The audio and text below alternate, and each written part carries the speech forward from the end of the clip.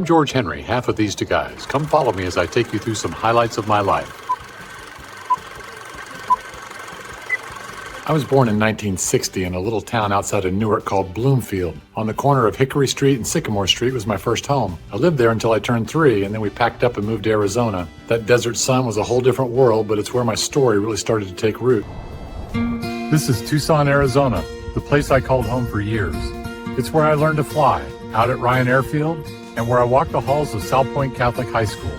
Every time I come back, the desert light and the mountains feel like old friends. After graduating from South Point Catholic High School, I packed my old blue Chevy and headed east. I just kept driving. The desert gave way to tall pines and heavy summer air. This is Greenville, South Carolina, my home for a big stretch of life. It's where I went to Bob Jones University. I worked for a company named Shoney's, managed a handful of their restaurants, and learned what hard work really looked like. And it's where my first child was born. A lot of firsts, a lot of growing up. After Greenville, there was Virginia Beach, Virginia. That's where I opened restaurants for po' folks. I was in my early 30s, building crews, training cooks, making sure the biscuits rose high and the chicken was crisp. I didn't live here long, but I enjoyed the winter on the beaches and the beautiful sunrises. There's a quiet that hangs over the water when the air is cold, and every morning the light turns the whole ocean into gold and copper. Next stop, Nashville.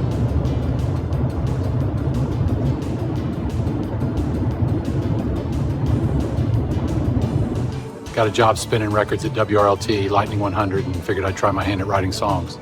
Some nights I was in rooms with players who had gold records on their walls, hung out with some heavy hitters.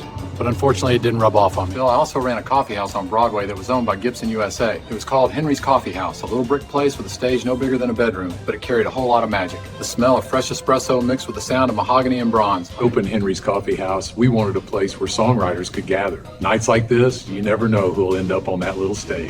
These lights, the city hums outside, we gather around the fire of the song tonight. Voices lean together. A few years back, I found my way to Hendersonville, North Carolina. Mountain air, autumn colors, and a community that felt like home. I went to work at WTZQ, and before long, I was sitting behind this mic every morning, hosting a little show we called Coffee Time with George Henry. Hendersonville, North Carolina was a great community with great people and lots of fun things to do. You can stroll the historic Main Street where neighbors still greet each other by name. One of the best things about Hendersonville has always been the Apple Festival on Labor Day weekend. The streets are lined with vendors from one end to the other, banners swinging in the mountain breeze. The day just isn't complete until you get a Kilwin's apple. Look at that. Thick caramel, ribbons of chocolate, and a snowfall of toffee and pecans. Covered with some of the best candied treats, chocolate and caramel.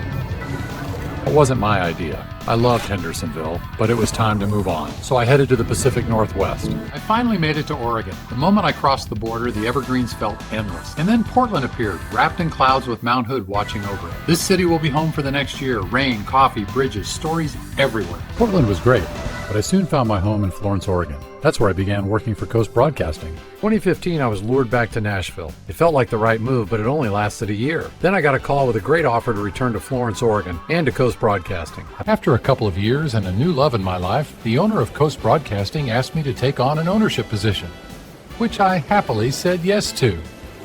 Fun making this home, getting involved in the community with the Peace Harbor Hospital Foundation, the Chamber of Commerce, and more. Folks here open their doors, shake your hand, and put you to work in the best way. If I wasn't busy enough, I came up with this idea to do a podcast with my new friend, Larry Richardson. You pitched it, and I said yes before you even finished the sentence. We don't even know what to call it yet. We'll figure it out. And hey, check out these two guys.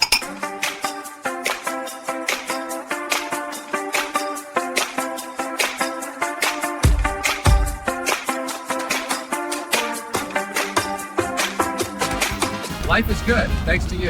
Yeah, feels like we're gliding through a postcard. Can't beat Los Angeles at night. Just look at those lights. Smooth as butter. You sure this Bentley's real? If you say so, listen to that engine. You're not wrong. Where to? Think of the ocean before the night gets old. Ocean it is.